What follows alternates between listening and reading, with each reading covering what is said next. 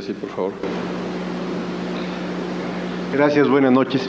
Creo que nos han hecho presentaciones magníficas, con muy buenas ilustraciones, con muy buen material visual, casos espectaculares. Han hecho realmente en conjunto un espléndido simposio. Quisiera preguntar, desde el momento de la presentación que hizo, de la introducción que hizo el doctor Celis, me llamó la atención que la radioneurocirugía tuvo un auge en los años 2005 a 2008 y luego descendió. ¿A qué se debió esto?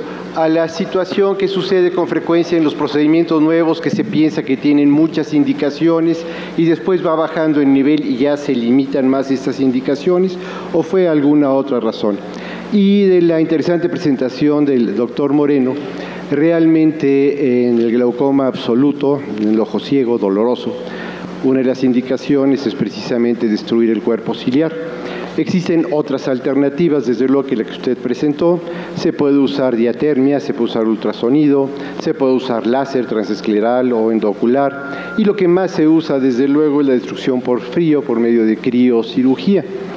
Cuando fracasa esto, en los raros casos en que fracasa, más que la alternativa de una cirugía mutilante, una enucleación, una evisceración, tenemos todavía un paso previo que podría ser la alcoholización del ganglio ciliar o la quimiorrizolisis del ganglio ciliar. Ya cuando esto tampoco resulta, que habitualmente no sucede, entonces ya se tiene que proceder a una cirugía mutilante. Los oftalmólogos contamos con otras alternativas y no directamente a la cirugía mutilante. Muchas gracias. Pues sí, comentar que la aparición de la radiocirugía en nuestro país pues es un poco tardía. En el año 2003 comienza en el Instituto de Neurología, pero ya previamente en México comenzó la experiencia con radiocirugía, por ejemplo con la unidad Gamma en Guadalajara o la unidad Gamma también aquí en el Distrito Federal.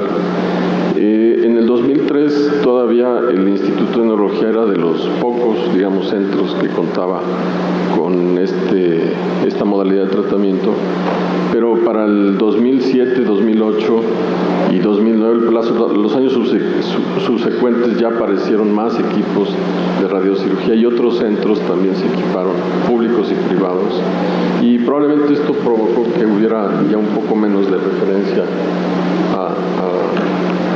a nuestro hospital. Entonces esto explica un poco más de la mitad de los casos que se trataron al principio eran casos de fuera. Es decir, a pesar de que el instituto contaba con el acelerador lineal, la mayoría de los casos, yo diría más del 60, sino es que el 70% de la población que tratábamos al principio era de fuera, no eran casos internos. Doctor Felipe Cruz.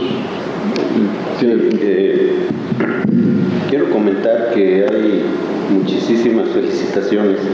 Dentro de ellas, algunas son que deben de ser un orgullo para los fundadores de su instituto. Leo otra del doctor Gilberto Ugarte de la Universidad de San Marcos en Lima, Perú. Felicidades en los 50 años del instituto, pero sobre todo a los médicos que ahí laboran haciendo estas envidiables procedimientos, orgullo de la neurocirugía en el ámbito mundial. Y hay dos preguntas, una del doctor Joaquín Ibáñez de Quintana Roo, que pregunta: ¿su centro hospitalario es de concentración nacional? ¿Reciben pacientes de Quintana Roo? Y otra del doctor Héctor Daniel Magdaleno Díaz, para el doctor Alfonso Arellano Reynoso: ¿los pacientes con electroestimulación pueden realizar su vida sin ninguna restricción? Bueno, la respuesta a la primera pregunta del doctor Ibáñez: sí recibimos pacientes de Quintana Roo, no son frecuentes, digo, en nuestra población, pues no son referidos, pero sí, el requisito pues es de que tengan una referencia, ¿verdad? Que se documente pues una enfermedad neurológica que sea necesaria pues su atención en el instituto, y con todo gusto lo podemos recibir.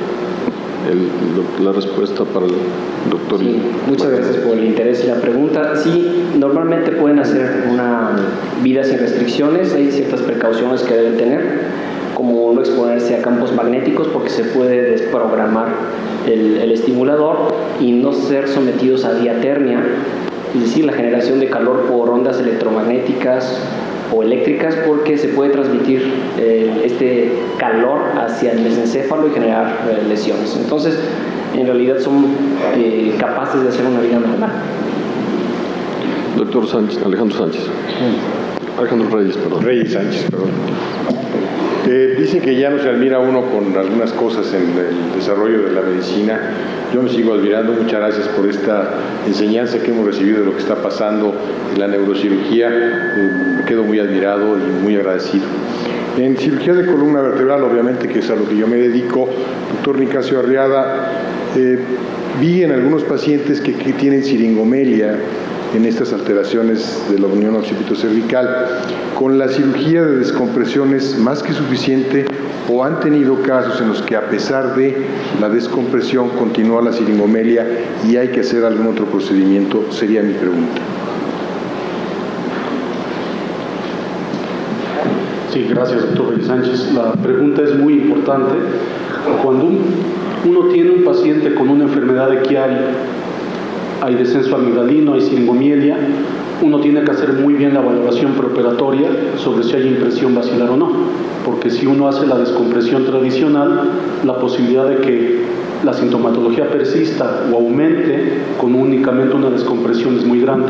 Estos pacientes deben ser descomprimidos, hacerse la remoción de las amígdalas cerebelosas, hacerse la derivación del sirix y hacerse aparte una fijación. En cuanto a la derivación de la siringomielia para casos no relacionados a alteraciones de la unión cráneo-cervical, en general, un porcentaje muy importante de los pacientes, en nuestras series hemos tenido hasta un 35-40%, no responden a una derivación siringo-subaracnoidea tradicional y hay que hacerles procedimientos como derivaciones siringo-pleurales o siringo-peritoneales, ¿sí? Y aún así un porcentaje importante son resistentes a todo. Les hemos metido endoscopio a los sirings y lo que uno piensa que son septums, no son septums, es nada más el proceso degenerativo global de la médula espinal, pero sí a veces es un reto tratar el sirix. Gracias. Adelante con su pregunta, por favor. Buenas noches. Quiero felicitar a todos los ponentes porque realmente son unos brillantes profesionales y ponentes. Una pregunta para el doctor Alonso. ¿Qué tan buenos resultados se obtienen con la decisión de los focos epileptógenos de los quistes porencefálicos, que aparentemente es uno de los más rebeldes pues en cuanto al tratamiento? Gracias por la pregunta, doctor Edgar Marroquín. El problema de los quistes porencefálicos originalmente no se manejaba en el contexto apropiado de cirugía de epilepsia, se hacían desconexiones, derivaciones, etc. Sin embargo, el quiste porencefálico está asociado hasta el 70% de los casos con displasias corticales de distinto tipo. Si son de la fosa temporal, habitualmente son 2A. Y las células que tienen citomegálicas son altamente responsables de la actividad epiléptica de ellos. Entonces no solo hacemos derivaciones hoy día de los quistes porencefálicos, sino realmente hacemos cirugía de epilepsia para ellos. Es decir, el manejo del quiste por un lado, que lo podemos hacer y o no, o simplemente resecciones acuñadas a la medida para el tipo de actividad eléctrica normal que tiene el transoperatorio por electrocorticografía. Muchas gracias. Y una para el doctor Arellano. ¿Qué tan factible es que un hospital privado pueda hacer un comité como el que tienen ustedes y poner en marcha un programa de estimulación profunda cerebral? Sí, creemos que sí es posible. Solo hay que reconocer que el tratamiento de este tipo de trastornos es multidisciplinario y hay que rodearse del talento,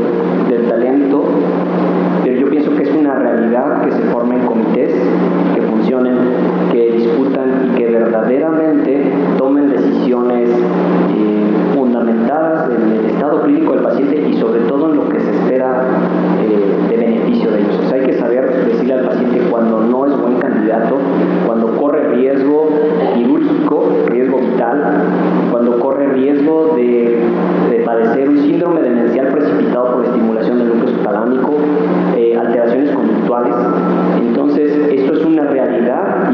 debe informarse al paciente, no importa el ámbito en el cual uno la atienda, sea público o privado. Y yo pienso que es factible. ¿Y son accesibles en México los instrumentos, todo el material que se necesita para...? Sí, en México contamos con los estimuladores y contamos con el equipo de microregistro y de estimulación, y podemos hacer cirugía de calidad como se hace en cualquier parte del mundo. Muy amable. Gracias. Buenas noches. Martín Germán Martínez García, urgenciólogo. Quisiera preguntar lo siguiente en relación a que, bueno, todo abordaje quirúrgico conlleva, pues, en el antecedente y en el acto quirúrgico necesariamente un trauma inevitable, ¿verdad?, para hacer ese abordaje. Y recordando que en alguna exposición que se hizo en el Hospital Juárez hace un par de años o 3 años sobre aféresis y el planteamiento que había hecho yo en esa ocasión a bioquímicos que representaban alguna casa que estaban hablando ellos sobre el uso de nuevas membranas, nuevos materiales para el uso de aféresis, y que me decían, bueno, pues en el caso de traumas neurológicos, sobre todo a nivel de cerebro, se produce, pues, amonio, ¿verdad?, como consecuencia de la destrucción neuronal. En el caso previo a la cirugía, pues por el traumatismo en sí, y en el caso del tratamiento quirúrgico, pues por el inevitable manipuleo que se tiene que hacer de la zona.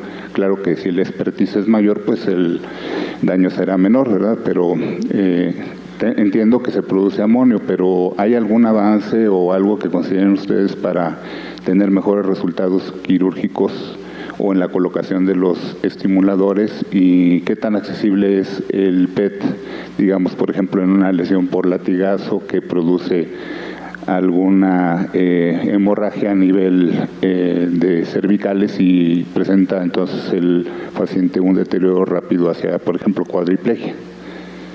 Gracias. No sé, el instituto fundamentalmente es un hospital que no atiende traumatizados. Es decir, nuestra experiencia ahí en trauma agudo, por ejemplo, eso es prácticamente muy poco, casi yo diría cero. Pero no sé si entre los ponentes haya algún comentario con respecto a... No tendríamos experiencia, creo, para comentar de mi parte, no sé, de parte de ustedes. La turnamos a... Digamos, ¿no? Por favor. Bien, señoras y señores, al no haber más preguntas y comentarios, el cuerpo directivo de la Academia Mexicana de Cirugía expresa su genuino reconocimiento a las personalidades participantes en esta sesión por su excelente contribución académica. Enhorabuena y felicidades.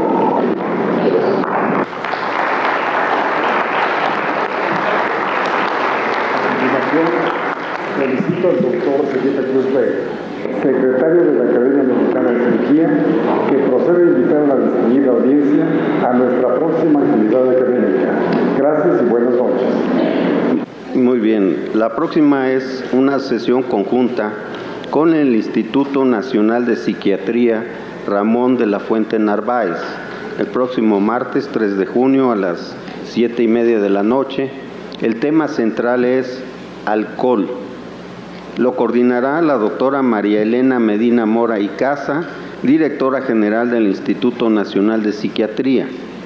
El tema, tendencias epidemiológicas, será abordado por la doctora Clara Fleitz Bautista, investigadora en ciencias médicas de este instituto. El tema, violencia de pareja y su relación con consumo de alcohol, será abordado por la maestra Guillermina Natera Rey, quien es directora de investigaciones epidemiológicas y psicosociales del propio instituto. El tema, atención primaria y detección temprana del consumo del alcohol, será tratado por la doctora Marcela Tiburcio Sáenz, jefa del Departamento de Ciencias Sociales en Salud del propio instituto. El tema, tamizaje del consumo del alcohol por personal de enfermería, será abordado por la maestra Tania Real Quintanar, investigadora en ciencias médicas del propio instituto. Y finalmente, políticas públicas en materia de alcohol, Será abordado por la doctora María Elena Medina Mora y Casa, directora general del propio instituto. Los esperamos la próxima semana. Muy buenas noches.